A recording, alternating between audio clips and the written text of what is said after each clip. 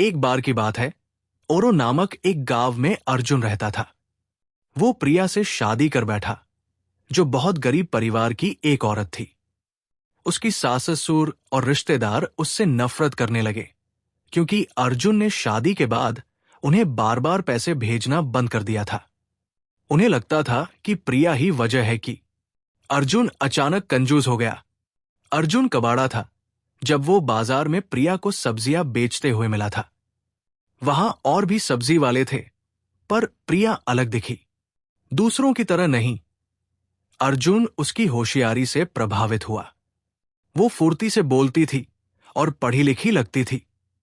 उस दिन के बाद से अर्जुन हमेशा उसी से सब्जियां खरीदता रहा, जब तक एक दिन उसने उसे डेट पर जाने के लिए नहीं कहा। अर्जुन को पता चला कि प्रिया ग्रेजुएट है, पर देश में बेरोजगारी ज्यादा होने के कारण उसने सब्जी बेचने का काम शुरू कर दिया, क्योंकि उसने सुना था कि ये एक फायदे वाला काम है।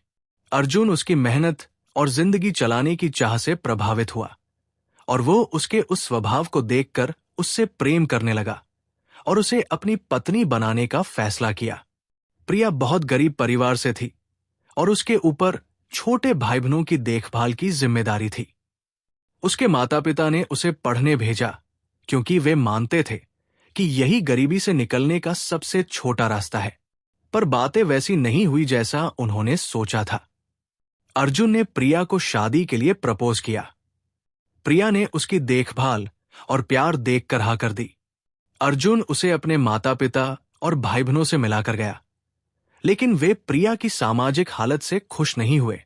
वे चाहते थे कि अर्जुन किसी अमीर घर की लड़की लाए। वे शादी के खिलाफ थे, पर अर्जुन ने जोर दिया कि प्रिया वही औरत है जिसके साथ वो अपनी जिंदगी बिताना चाहता है।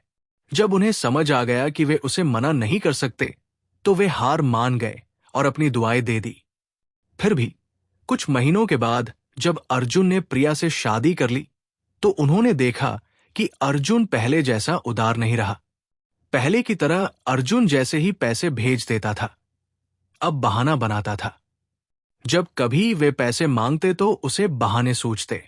एक दिन जब अर्जुन अपने परिवार से मिलने आया, तो उन्होंने उसकी तंगी पर नाराजगी जताई कि अब वो उन्हें पहले जैसी उदारता से पैसे क्यों नहीं देता। अर्जुन ने उन्हें समझाया, मुझे माफ कर दो कि मैं पहले जैसा पैसे नहीं दे पा रहा। मेरा व्यापार धीमा चल रहा है और मैंने अपनी शादी की तैयारियों में बहुत पैसा खर्च किया, और मैं अब शादीशुदा हूं, इसलिए कुछ खर्च है जिन्हें पूरा करना पड़ता है। मेरी पत्नी गर्भवती है और मुझे अपने आने वाले बच्चे के लिए भी पैसे चाहिए। पर उसका परिवार उसकी दिक्कत समझने को तैयार नहीं हुआ। उन्हें लगा कि उसकी पत्नी ने उस पर असर डाला है, और वही वजह है कि उसने उन्हें पैसे भेजना कम कर दिया। वे प्रिया के प्रति सभ्य व्यवहार करना बंद कर चुके थे और उसे अपना दुश्मन मानने लगे। कई बार उन्होंने उसे जादू टोना का दोषी ठहराया कि उसने उनके बेटे को अपने जाल में बना लिया है, और इसलिए वो अब उनसे पैसे नहीं भेजता, पर अपनी बहनों भाइयों को भेजता है। जब भी वे ओरो गांव में अर्जुन से मिलने आते, वे प्रिया के लिए जीवन कठिन और असहज बना देते। ज्यादातर समय प्रिया दुखी और दिल टूट चुकी रहती थी। उसे बुरा लगता था कि उसके ससुरसुराल वाले उसकी बातों पर विश्वास नहीं करते। अर्जुन अमीर था और उसने ये तय कर रखा था कि उसकी पत्नी प्रिया किसी के लिए नहीं चलेगी।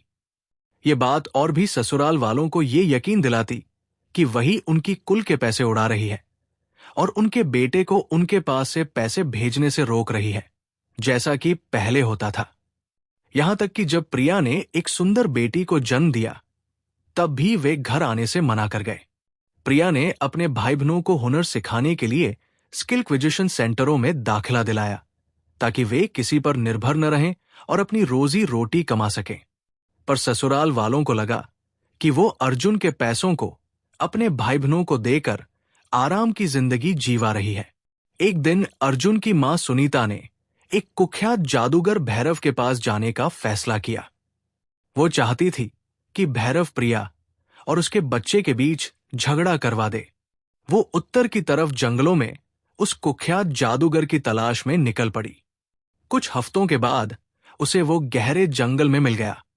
उसने कहा, हे शक्तिशाली भैरव, मेरी मदद करो। मेरा बेटा एक चुड़ैल से शादी कर बैठा है।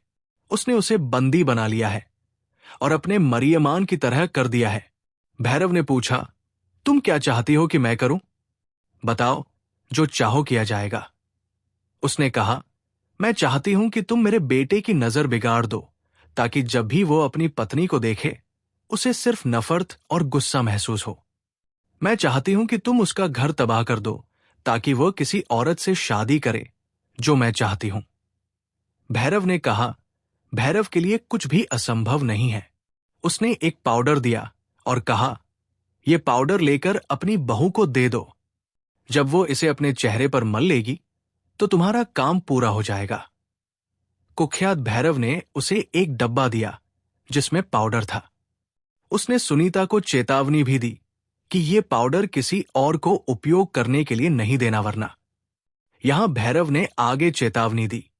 अर्जुन की मां सुनीता पाउडर लेकर वापस चली आई और उसने पाउडर को अपनी बेटे की पत्नी के घर पहुंचाने का मन बना लिया। उसने सोच लिया कि अब प्रिया को ही दोष देना सही रहेगा, ताकि उनका बेटा फिर उसी की मर्जी से शादी कर ले। भैरव ने कहा कि यह पाउडर बहुत ताकतवर है और अगर कोई और इस पाउडर का इस्तेमाल करेगा तो उसके परिणाम गंभीर होंगे।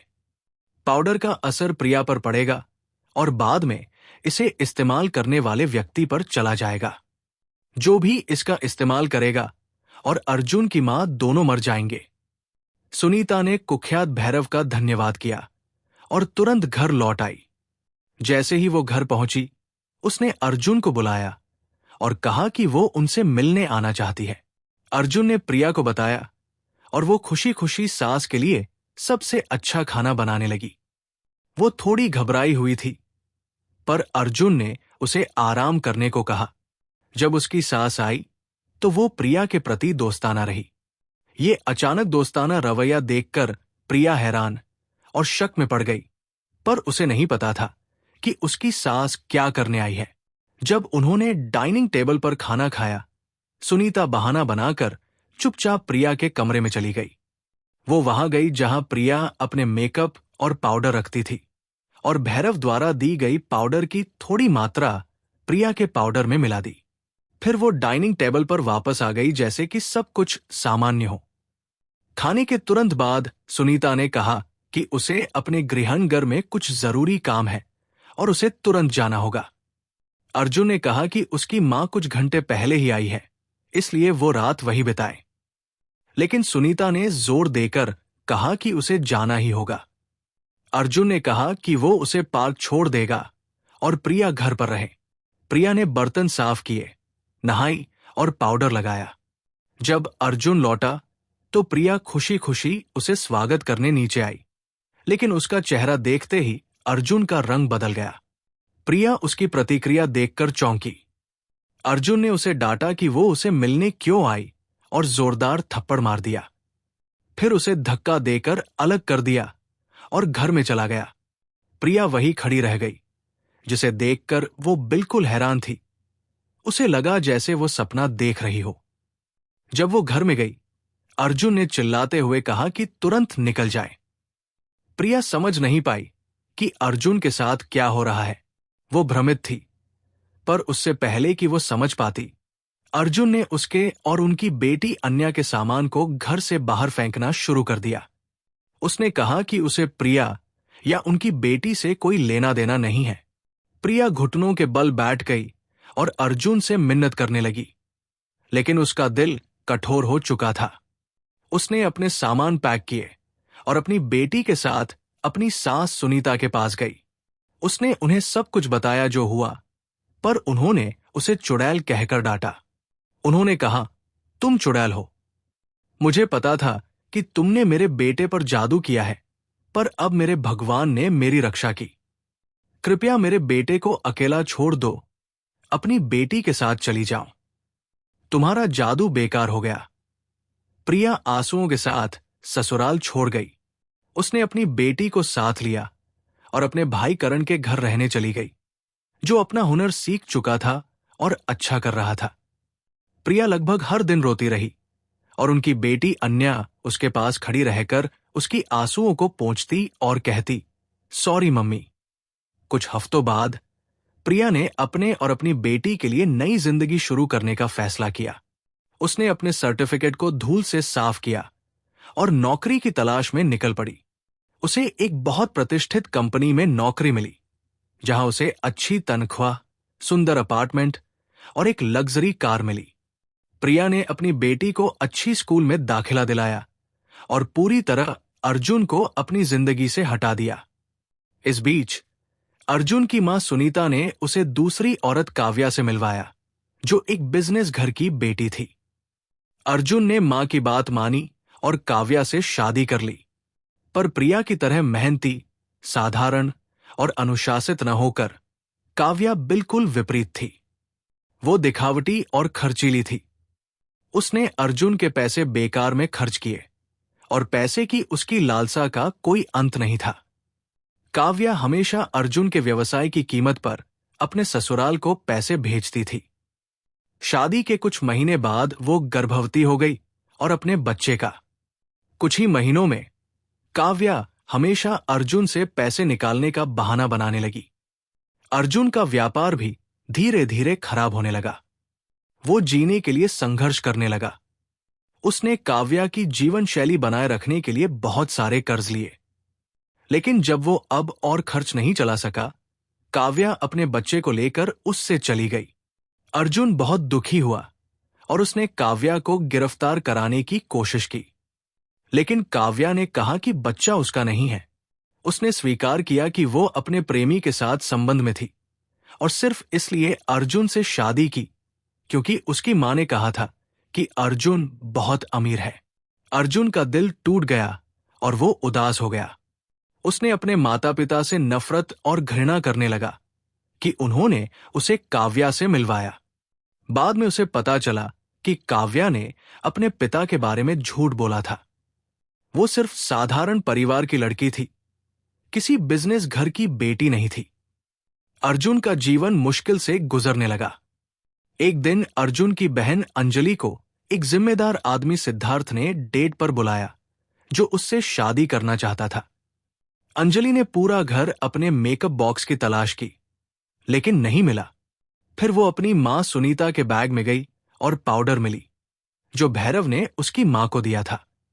उसने पाउडर की बनावट महसूस की और ये सामान्य पाउडर जैसा लगा। उसने इसे अपने चेहरे पर लगाया। जब वो अपने डेट से मिलने गई, तो वो अचानक उसके प्रति गुस्सा हो गया। उसने उनकी सगाई तोड़ दी और चला गया। जब उसकी मां लौटी, तो उसने सब कुछ बताया जो हुआ। सुनीता को याद आया कि भैरव ने उसे चेतावनी दी थी। वो जमीन पर गिर गई। जब वो होश में आई, तो उसने अर्जुन से विनती की कि वह आए और उसे देखे। उसे उससे बहुत जरूरी बात करनी थी।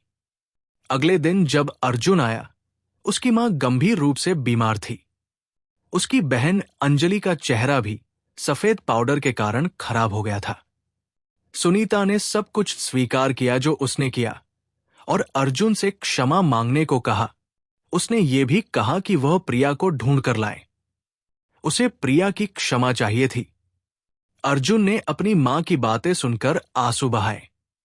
वो तुरंत प्रिया की तलाश में निकला, लेकिन नहीं जानता था कि उसे कहां मिलेगा। उसे याद आया कि सालों पहले उनके एक भाई करण ने कई कौशल सीख रहे थे। वो वहां गया और प्रिया के भाई का नया पता मिला। अर्जुन ने घर ढूंढा और प्रिया के भाई के सामने घुटने टेक दिए। उसने कहा, कृपया मुझे माफ कर दो। मैं जानता हूं कि मैंने आप और आपकी बहन को बहुत आहत किया। उस समय मैं ठीक से सोच नहीं रहा था। मुझे बहुत खेद है। कृपया मुझे अपनी बहन के पास ले चलो। मेरी मां को उसकी क्षमा की तुरंत जरूरत है। अनजाने में प्रिया उस समय अपनी बेटी अन्या के साथ घर में थी। वो अपनी बेटी के साथ सप्ताहांत बिताने अपने भाई करण के पास गई थी। उसने अर्जुन को विनती करते देखा और उसकी पछतावा भरी स्थिति देख उसने उसे माफ करने और अपनी मां को देखने वापस जाने का फैसला किया। जब वो घर से बाहर आई, उसके भाई ने रोकने की कोशिश की, लेकिन उसने उसे याद दिलाया कि उनके प्रार्थना में कहा गया है कि भगवान केवल उन्हीं को माफ करता है जो दूसरों को माफ करते हैं। प्रिया अर्जुन के साथ उसके गृहनगर लौटी। प्रिया हैरान रह गई जब उसने देखा कि उसकी सास सुनीता का चेहरा कितना खराब है और उसकी मां की हालत कितनी गंभीर है। वो अर्जुन की मां के पास बिस्तर पर बैठी और कहा कि उसने उसे माफ कर दिया। सुनीता ने देखा कि प्रिया कितनी दयालु है। उसे बहुत पछतावा हुआ कि प्रिया इतनी आसानी से उसे माफ कर सकती है, जबकि उसने पहले उसे कितना दुख पहुंचाया था। उसने अर्जुन को पास बुलाया और वादा कराया कि वो कभी प्रिया को नहीं छोड़ेगा। अर्जुन ने वादा किया और तुरंत बाद उसकी मां ने आखिरी सांस ली। उसकी बहन अंजलि भी कुछ मिनट बाद चली गई। अर्जुन ने प्रिया से विनती की कि वो उसके साथ घर लौट आए। उसने वादा किया कि वो अब कभी उसके प्रति बदलाव नहीं दिखाएगा। प्रिया अभी भी उसे प्यार करती थी, भले ही उसने उसे कितना दुख पहुंचाया था। उसने जाना कि उसकी बेटी को पिता की जरूरत है। वो शर्त पर लौटने को तैयार हुई कि वो अपनी नौकरी जारी रख सके। अर्जुन ने हामी भरी और वे घर लौट आए। प्रिया ने अपने नौकरी और घर के कामों को अच्छी तरह संतुलित किया। समय का सही प्रबंधन कर वो अपने करियर में सफल हुई और अर्जुन के व्यवसाय में भी निवेश किया। उनका परिवार बड़ा और संपन्न होता गया। वे प्यार, शांति और सौहार्द में रहे। इस कहानी का नैतिक सबक यह है कि औरत के लिए अपनी आमदनी का स्रोत होना जरूरी है, चाहे पति कितना भी अमीर क्यों न हो। कोई नहीं जानता कल क्या होगा, इसलिए अज्ञात के लिए तैयार रहना बुद्धिमानी है।